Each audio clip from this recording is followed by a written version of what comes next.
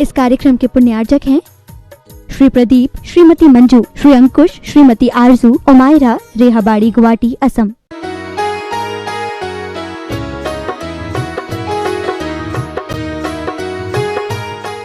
वैराग कहने से नहीं होता, उपदेश से होता तो है, लेकिन भीतर यदि आपने भोजन के योग्य सामग्री डाली है, ऊपर पानी भर करके ऊपर से तस्तरी उसके ऊपर रखी है, नीचे आग जलाई है, तो वह सुगंधित भोजन आपको बुलाता है। उसी प्रकार स्वयंभू उनके पास ऐसे भाव हैं, बाहर से कोई आवश्यकता नहीं पड़ती और वो एक प्रकार से घर से बाहर निकलती। ऐसे उदाहरण, ऐसी घटनाएं तो आप लोगों को भी मिलती होगी मिलती होगी। ये तो संसार है। घर में से अच्छे व्यक्ति का वियोग भी हो जाता, आपसे थोड़े से नाराज हमेशा रहता, उसका भी हो जाता है। और कोई होता तो है, लेकिन आप उनके वियोग में, उनके जाने से घर छोड़ने का भाव नहीं करते, बल्कि अपने नाम से पहले कर लो।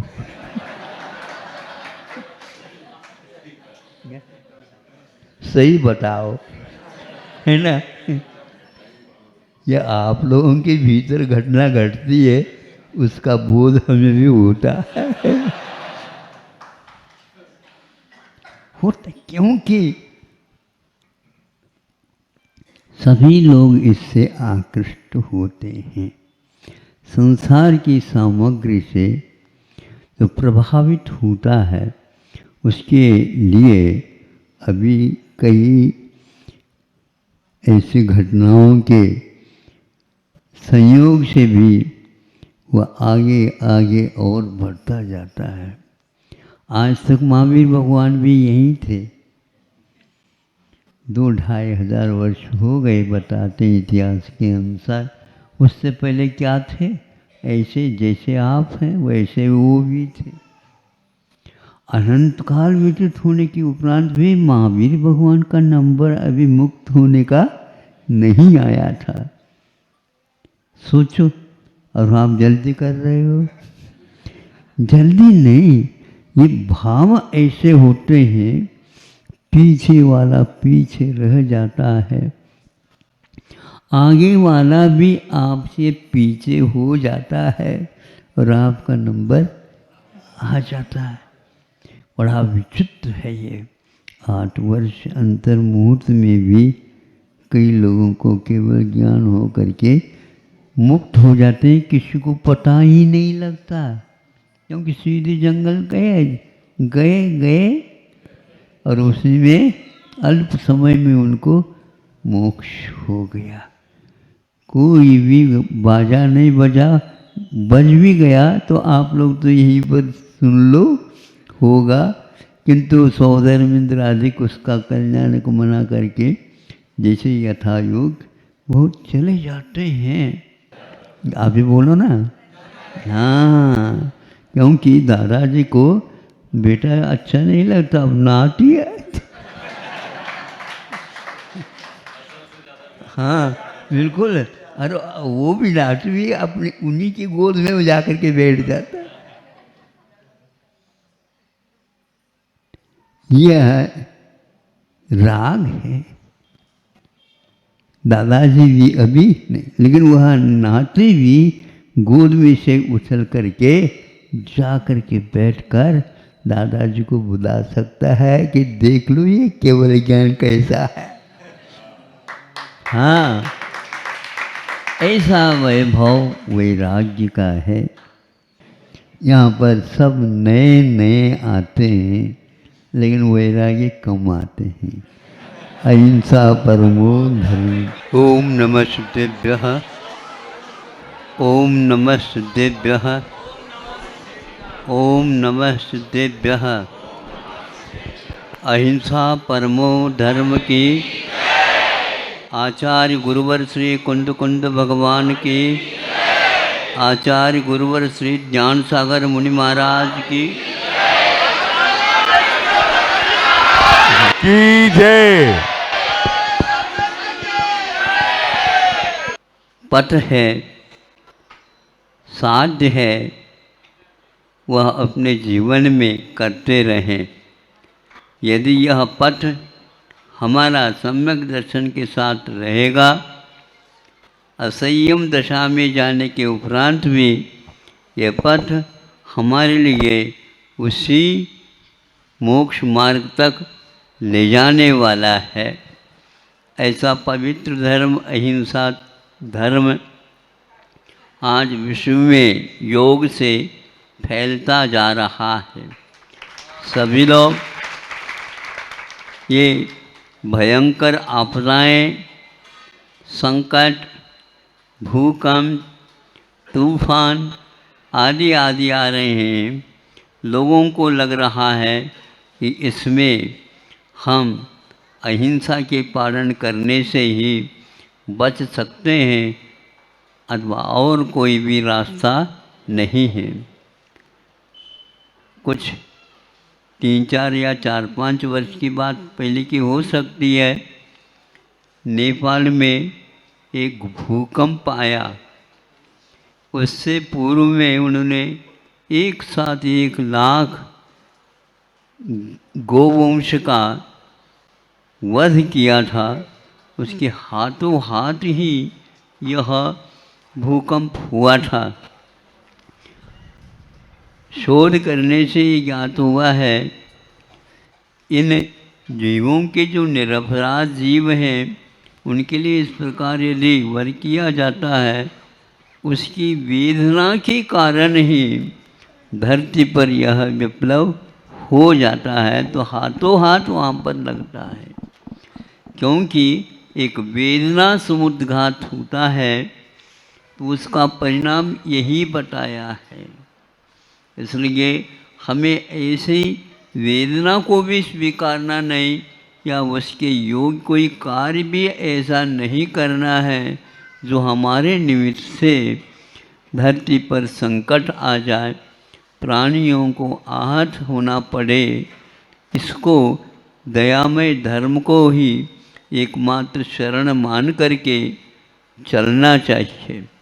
जितने भी तीर्थंकर हुए हैं उन लोगों ने अपने जीवन में इसको स्थान बहुत पवित्र उच्च स्थान मान करके अपने जीवन में उन्होंने स्थान दिया था और बताया था कि यदि संकट से मुक्त होना चाहते हो, यहाँ के संकट भी, आगे के भी संकट जो कोई भी हैं वो सारे के सारे इसी से मिटने वाले हैं। ऐसा यह दयामय धर्म ही मूल है। पाप मूल अभिमान कहा गया है। हम बिना प्रयोजन का उसका कुछ है ही नहीं, अर्थ ही नहीं है, अभिमान करते चले जाते हैं। फलस्वरूप राम के स्थान पर रावण को ही नरक जाना पड़ता है।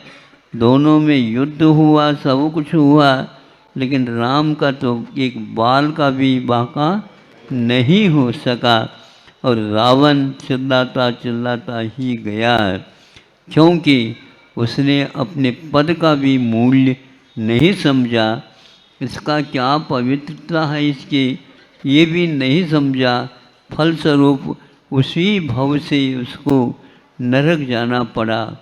किंतु जब वह भी सोचेगा, सोच रहा है और वह भी आगे जा कर के इसी पवित्र धर्म को स्वीकारेगा, ऐसा शास्त्रों में कहा गया है। आप लोग पतित से पावन बनना चाहते हैं, अपने आप को पतित होने के कार्य किए इसलिए ऐसा हुआ है। यदि पावन बनने के आप भाव रखते हैं, पवित्र कार्य अपनाते हैं, निश्चित ही आप लोगों के जीवन में वह दिन, वह समय, पल अवश्य आएगा और आपका मुख मोक्ष की ओर हो जाएगा। इधर देखते हैं तो मोह है और सामने देखते हैं तो मोक्ष है। एक ही हाथ में दोनों ये पहलू हैं। और किसकी उपासना करना चाहते हो तो इसके लिए मोक्ष की यदि प्राप्ति चाहते हो तो भगवान ने हमेशा हमेशा यह अभय का हाथ दिखाया है।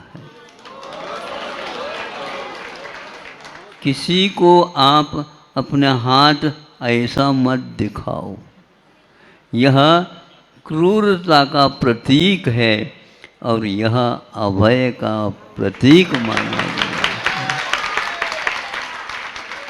प्रत्येक व्यक्ति को, प्रत्येक जीव को यह शरण मिले, ये एक ऐसा शरण है, चत्वारि शरणम पवच्छामि।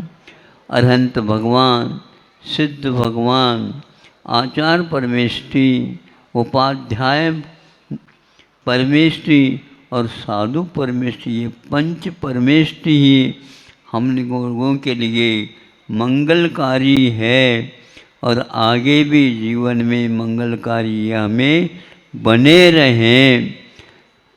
चत्वारि लोकोत्तमा, ये चार ही उत्तम है लोक में, रहत सिद्ध, आचार्य, उपाध्याय आदि। इसी प्रकार उपाध्याय परमेष्टि, आचार्य परमेष्टि और साधु परमेष्टि हमारे लिए उत्तम है, मंगल है और शरण योग्य है। और तीन लोक में जो महाभगवान के द्वारा उपदिष्ट दयामय धर्म हम लोगों के लिए शरण हैं। प्रभु हम कहीं भी चले जाएं, किंतु यह मंगल, उत्तम और शरण न बिछुड़े अथवा हमसे ये दूर ना हो और मुक्ति जब तक न मिले यह हमारे पास बना रहे। देवगति में असंयम भले ही होता है, लेकिन यहाँ से मुक्त होना है तो उसी गति से नहीं होना है, तो देवगति को, उसमें भी स्वर्ग को प्राप्त करना अनिवार्य है। और जो यहाँ पर प्राप्त करेगा बहुत कम समय में भी वह साक्षात सीमंदर भगवान का दर्शन अवश्य ही करेगा। सम्यक दृष्टि तो यही करता। और आप लोग अपने सम्यक दर्शन टिकट को सुरक्षित रखिए, क्योंकि इसके बाद तो देवगति होना है, इसी गति से तो मुक्ति होना नहीं है। फिर वहाँ से डायरेक्ट ही सीमंदर भगवान के पास गाड़ी मिलेगी, सभी को मिलेगी, लेकिन ये टिकट जो रखा है सुरक्षित उसी को मिलेगी, इसलिए खरीद लो टिकट। यह है टिकट मंगल के प्रति, उत्तम के प्रति, शरण के प्रति, केवली भगवान के द्वारा बताया हुआ धर्म के प्रति यदि आस्था रखता है तो उसको अवश्य ही इस टिकट के माध्यम से पुरस्कृत किया जाएगा और आगे उसके लिए बहुत सरल मार्ग होगा। जब तक मुक्ति न मिलेगी तब तक वह सम्यक दर्शन टिका रहेगा, तो मुक्ति तो अवश्य मिल ही जाएगी। झिझकते हुए मुख से संख्या निकलती इनकी जैसे तोतला रहे हो, लेकिन फिर भी अपनी कुवत को भी तो देखना ही पड़ता है। उस कुव्वत के अनुसार अपने गृहस्थ आश्रम को भी चलाते हुए, गृहस्थ आश्रम का अर्थ गृहस्थ नहीं है, किंतु घर में रहते हुए इन तीनों चीज़ों की रक्षा अपनी अपनी क्षमता के अनुसार करते रहते हैं। यह है श्रमण और श्रावक, ये दोनों एक धर्म के दो पहिया हैं, और इनमें से एक पहिया नहीं हो तो आगे गाड़ी बोलो नहीं चलेगा ना। इसीलिए आप लोग अपने अपने चाक को सुरक्षित रखिए, उसमें बीच बीच में ओंघन जिसको बोलते हैं, तेल जिसको बोलते ओंघन वो डालते रहिए। और हम भी आप लोगों के लिए आशीर्वाद दे करके कहते हैं और हम आगे आगे होते हैं और आप पीछे नहीं रहना बहुत देर दूर तक। आवाज़ लगाओ ऐसे कहेंगे, हम रुकेंगे भी नहीं और आवाज़ भी इसलिए नहीं लगाएंगे, उसके बिना आप पैर जल्दी उठाएंगे नहीं। इसलिए हम कभी रुकने वाले नहीं हैं। हमारे गाड़ी में जो बैठना चाहे बैठ जाए, लेकिन गाड़ी रुकती नहीं। सोच लो। और इसमें हम कोई लगेज वगैरह नहीं रखवाते हैं। अब आपने नाती को भी रखो, पोता के भी रखो, पराले को रखो, ये यहाँ पर नहीं चलेगा। एक टिकट का स्वामी एक ही रहेगा। ठीक है, सिंगल ही है, अच्छी बात है। सिंगल हुए बिना हम उसको रखते ही नहीं। बहुत अच्छा। आत्मा तो एकाकी ही है। आप स्वयं जन्म लेता है, स्वयं ही बड़ा होता है, स्वयं ही सब कुछ होता हुआ वहाँ मरण को ही प्राप्त करता है, तो स्वयं अकेला ही कहाँ से आया और कहाँ जाना, किंतु वह अकेले ही यात्रा करता है। अब यह सुरक्षित स्थान तक पहुँचाने वाला यह रास्ता, यह पथ हमारे लिए हमेशा हमेशा शरण रूप हो और भगवान हमारे लिए हमेशा हमेशा स्मरण आते रहें, और इसी माध्यम से हमारी गाड़ी आगे पहुँचेगी और सुरक्षित पहुँचे। जल्दी नहीं, जल्दबाजी भी नहीं, किंतु भूल हुए बिना हम भूल से दूर रहते हुए और एक कदम रखते चले, पैरों को गति देते रहो, इसके द्वारा सद्गति हो। इतना ही कह करके पूर्ण करते हैं महावीर भगवान की।